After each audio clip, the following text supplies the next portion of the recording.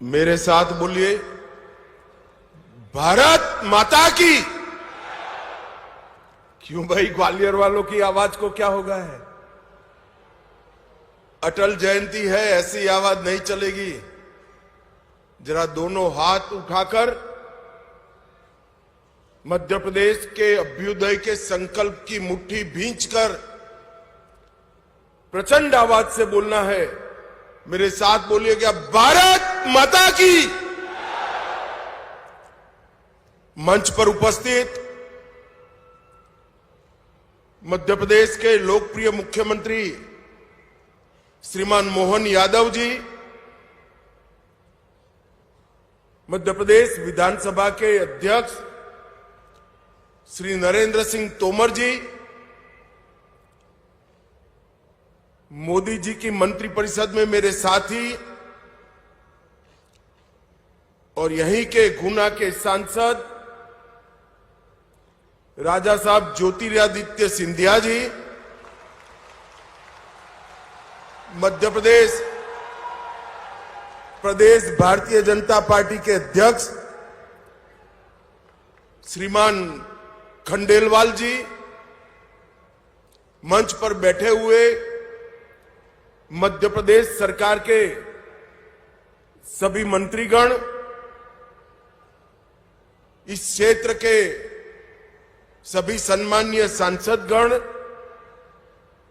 विधायकगण और आज कार्यक्रम के उत्सव मूर्ति ऐसे सभी उद्योजक जिन्होंने इस क्षेत्र में निवेश कर इस क्षेत्र को रोजगारी से युक्त बनाने का काम किया है।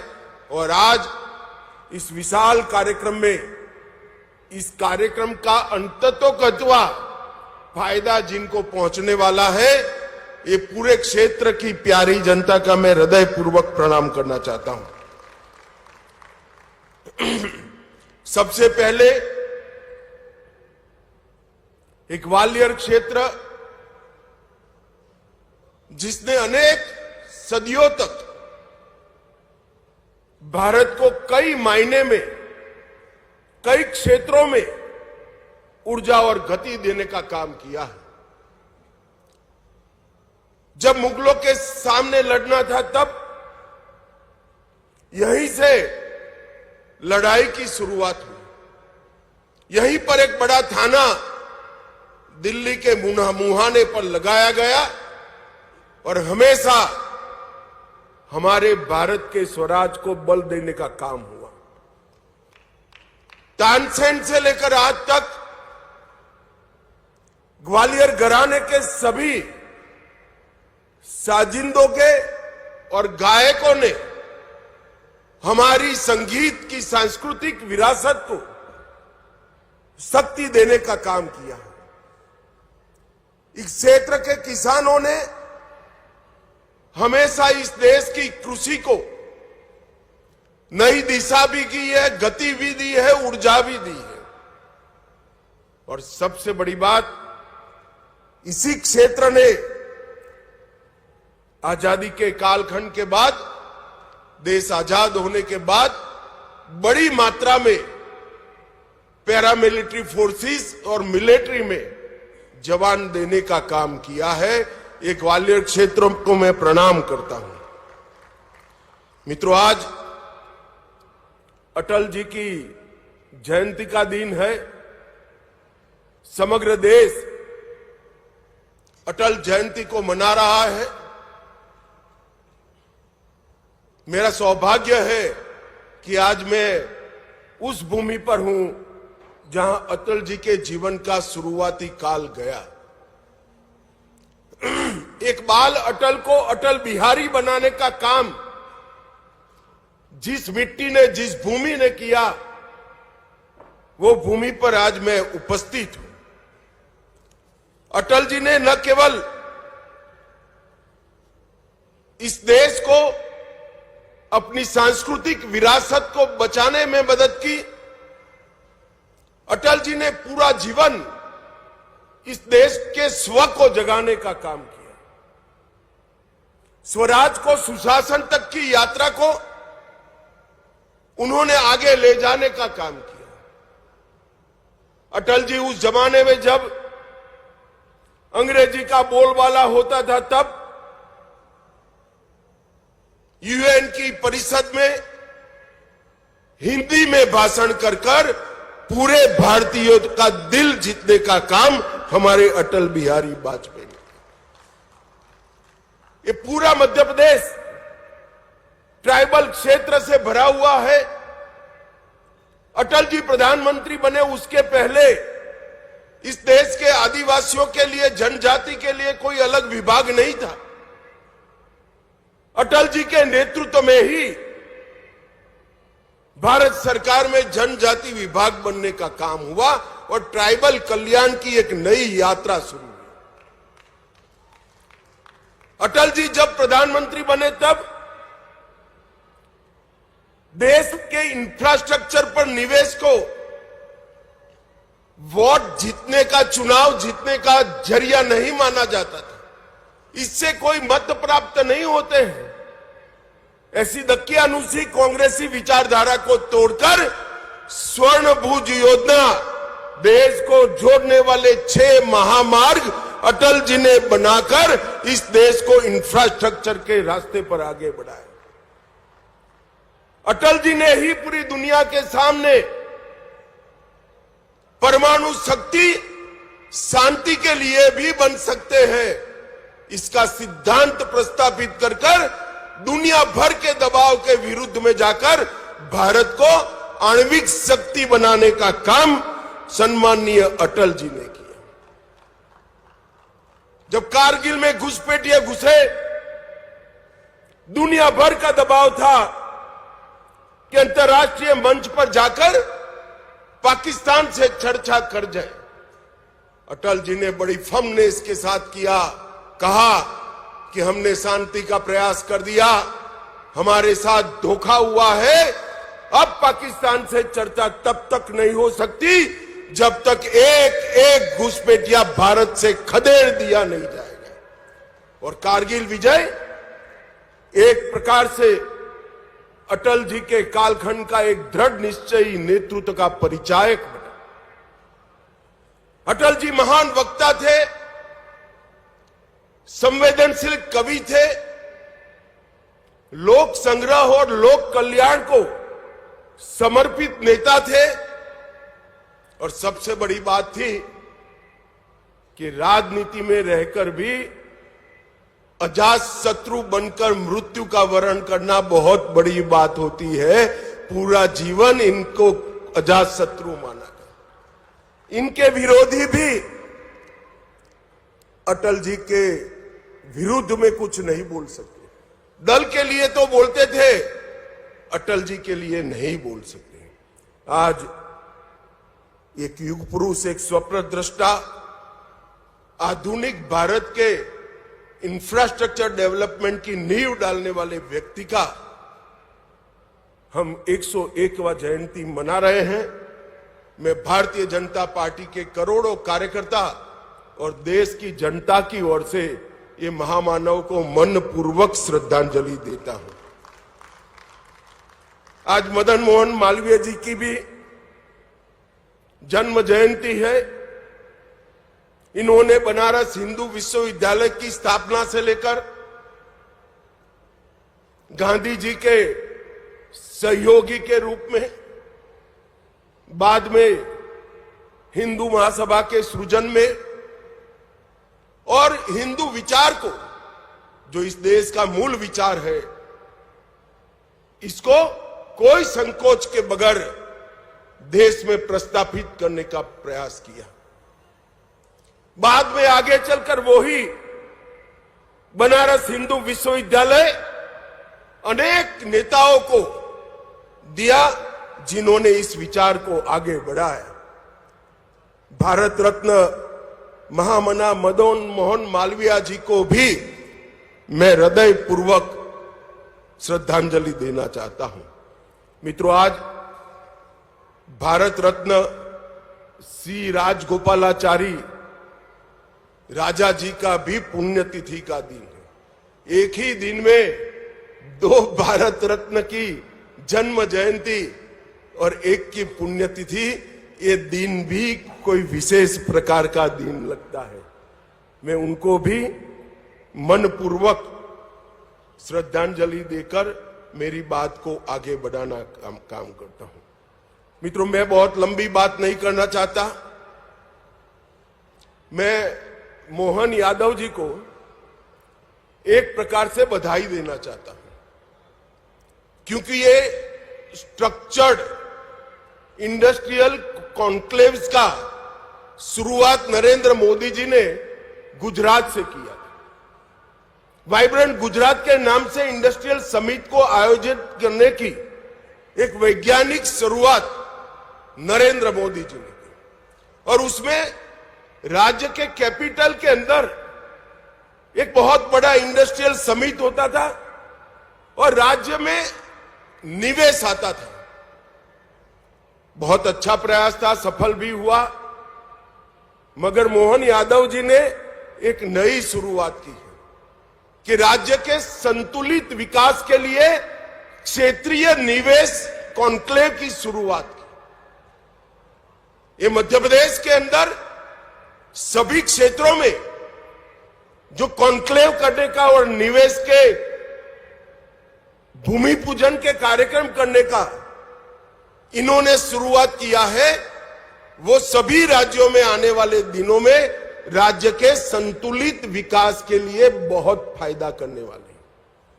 देखने में जब देखते हैं तब अमाउंट छोटे छोटे दिखते हैं, जैसे आज 2 लाख करोड़ का निवेश हो रहा है, मगर किसी को मालूम नहीं है कि 2 लाख करोड़ का निवेश इस क्षेत्र के लिए कितना बड़ा है, इस क्षेत्र की जनता के लिए कितना बड़ा है। राज्य का अगर संतुलित विकास नहीं होता है तो राज्य आगे नहीं बढ़ते हैं, क्योंकि हर क्षेत्र में एक पोटेंशियल पड़ा है। जैसे यहां पर मालवा और ग्वालियर चंबल के क्षेत्र में बहुत पुराना किसानों का उत्पाद कपास रहा, जाते जाते जाते विसरता गया, क्योंकि इसके उचित दाम नहीं मिलते थे। अब पीएम मित्र पार्क आया, तब वही परंपरागत क्षेत्र में निवेश पीएम मित्र पार्क ने किया और आज फिर से किसानों के लिए कपास एक मुनाफे का क्रॉप बनकर रहेगा। इस तरह से मध्य प्रदेश की सबसे बड़ी विशेषता है उसका भौगोलिक लोकेशन। आधे भारत को सप्लाई बहुत कम ट्रांसपोर्टेशन की कॉस्ट के साथ किया जा सकता है, मगर उसका 100% दोहन तभी हो सकता है कि मध्य प्रदेश में सिमेट्रिकली इंडस्ट्री लगे। जो दक्षिण से जुड़े राज्य है, जिले हैं, वहां भी इंडस्ट्री लगे। दिल्ली से जुड़े जिले हैं, नजदीक है, जैसे हमारा ग्वालियर है, वहां पर भी इंडस्ट्री लगे। पश्चिम से जुड़े क्षेत्र है, धार झाबुआ, वहां पर भी इंडस्ट्री लगे। तभी जाकर ये भौगोलिक लोकेशन का बड़ा फायदा मध्य प्रदेश को मिलता है।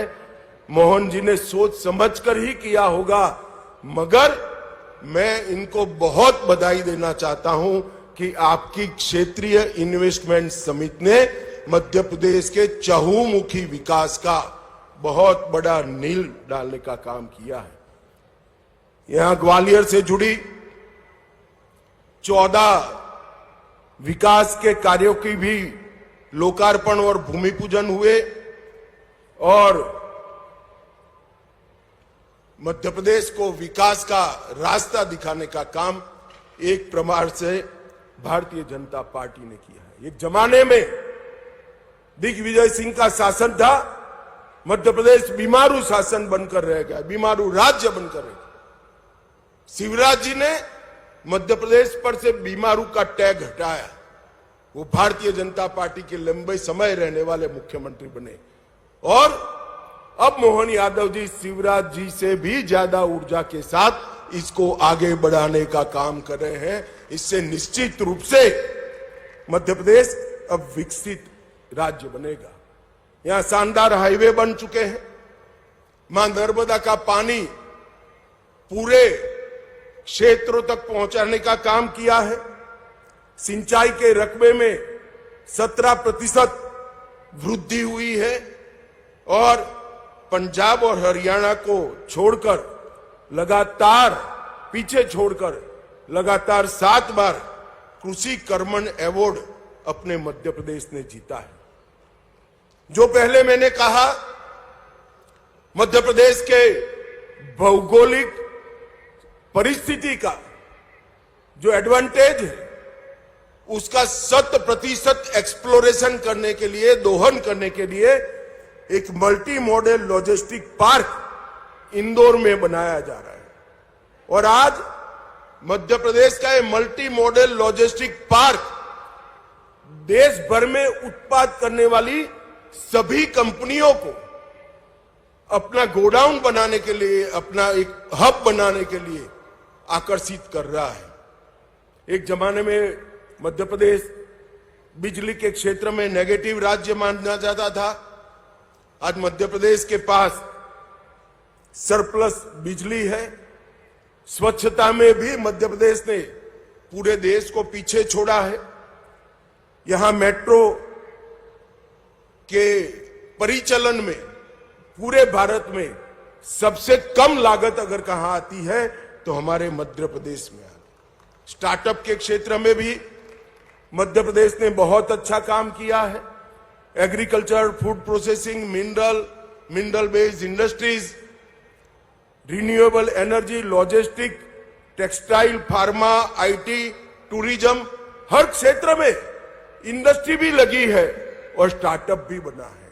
और कुछ स्टार्टअप तो लगभग 50% स्टार्टअप हमारी महिलाएं, हमारी बच्चियां चला रही हैं। और मध्य प्रदेश एक प्रकार से 4,57,000 नई एमएसएमई इकाइयां सिर्फ एक साल में रजिस्टर करने का पूरे भारत में रिकॉर्ड स्थापित किया है।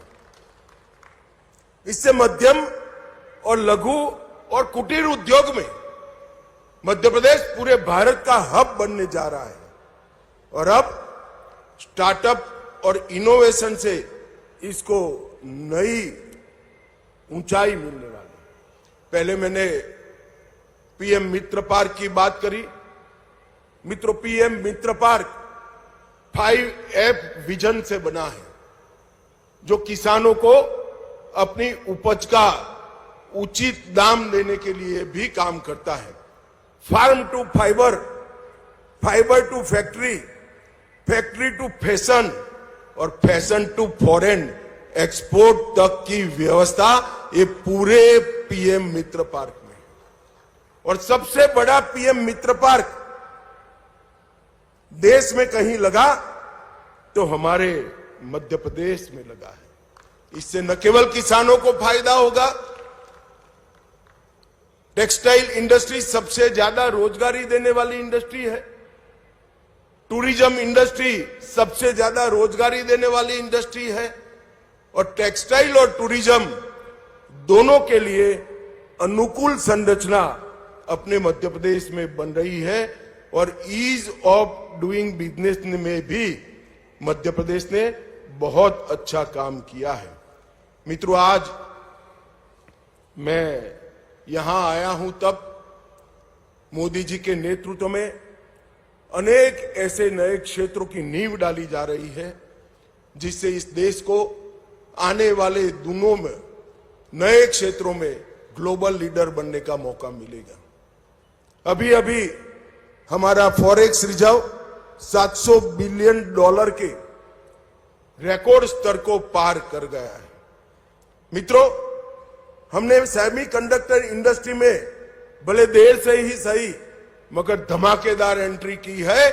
और देखते देखते देखते सेमीकंडक्टर क्षेत्र में हम न केवल आत्मनिर्भर बनेंगे, हम इसका निर्यात भी करने की शुरुआत कर देंगे।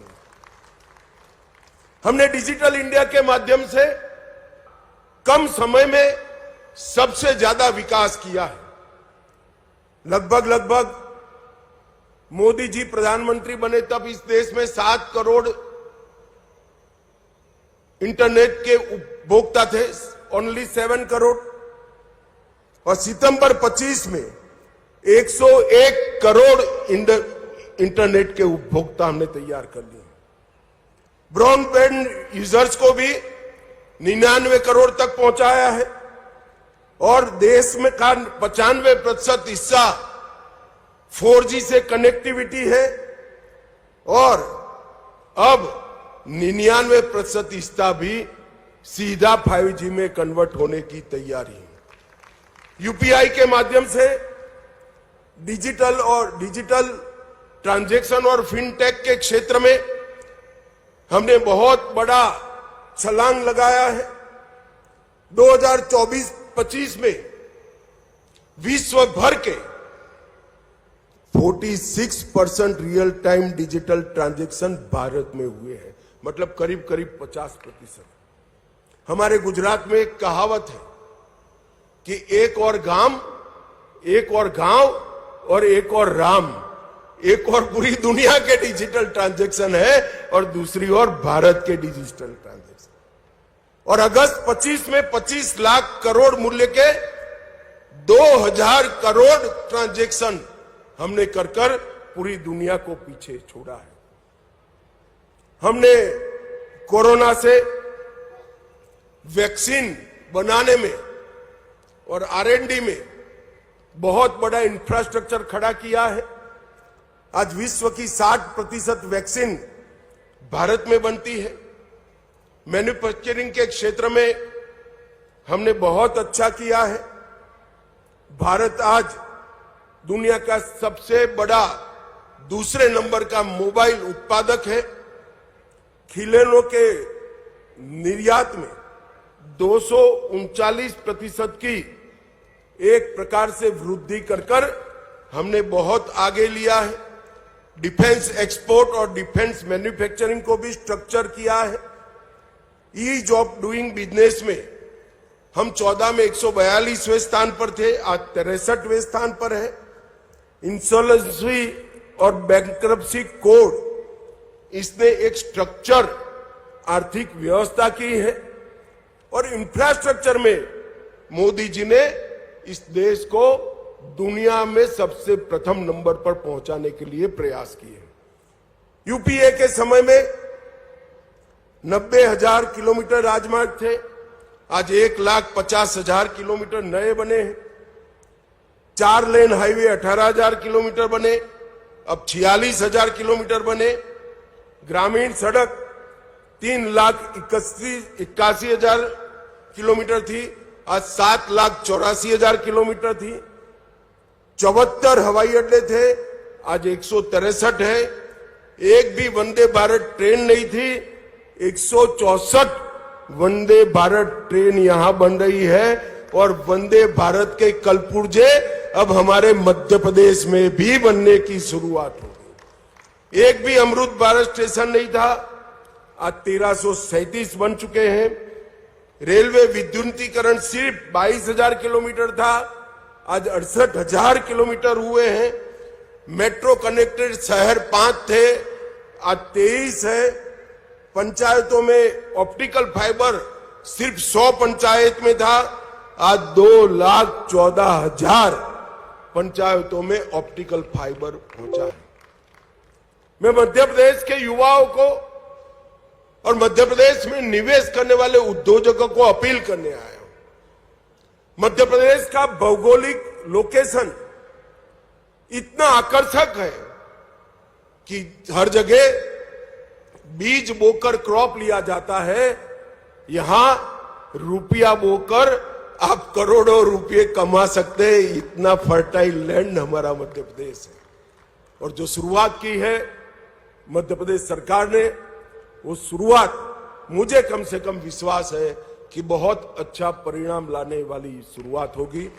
जब राज्य क्षेत्रीय संतुलन से विकास करता है तो इसका सबसे ज्यादा फायदा राज्य की जनता को और उद्योजकों को होता है, क्योंकि क्षेत्रीय विशेषता वाली इंडस्ट्री जब डेवलप होती है तो वो सस्टेन होती है, वो सफल होती है। और ये नया विचार मध्य प्रदेश के लिए शुभ हो। और जिन लोगों ने इन्वेस्टमेंट किया है उनको भी मेरी बहुत बहुत शुभकामनाएं हैं, साधुवाद है। और आप सभी को ग्वालियर के पूरे क्षेत्र की समृद्धि के लिए अटल जी की जन्म जयंती पर एक बहुत बड़ा कार्यक्रम हुआ, इसकी अनेक अनेक शुभकामनाएं। वंदे मातरम।